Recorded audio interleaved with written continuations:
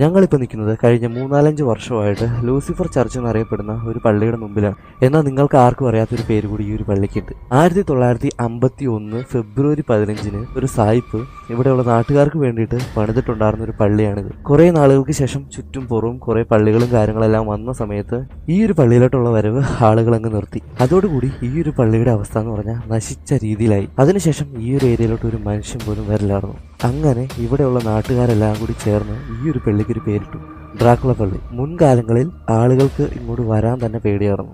ആ ഒരു രീതിയിലായിരുന്നു പള്ളിയുടെ അവസ്ഥ. മൊത്തത്തിൽ ഇടിഞ്ഞു ചാടി നശിച്ചു കിടക്കുമായിരുന്നു. രാത്രി സമയങ്ങളിലൊക്കെ ഇവിടെ ഒറ്റയ്ക്ക് വന്ന് നിൽക്കണമെങ്കിൽ കുറച്ചൊക്കെ ധൈര്യം വേണം. പിന്നീട് വർഷങ്ങൾക്ക് ശേഷം ലൂസിഫർ സിനിമ ഷൂട്ട് ചെയ്യുന്ന സമയത്തും ഈ ഒരു പള്ളിയുടെ അവസ്ഥ എന്ന് പറഞ്ഞാൽ വളരെ ദയനീയമായിരുന്നു.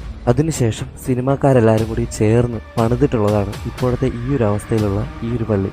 നിങ്ങൾക്ക് ആർക്കെങ്കിലും രാത്രി ഒറ്റയ്ക്ക് വന്ന് ഈ ഒരു ഏരിയയിൽ ടെൻ്റ് അടിച്ച് സ്റ്റേ ചെയ്യാനുള്ള ധൈര്യമുണ്ടോ?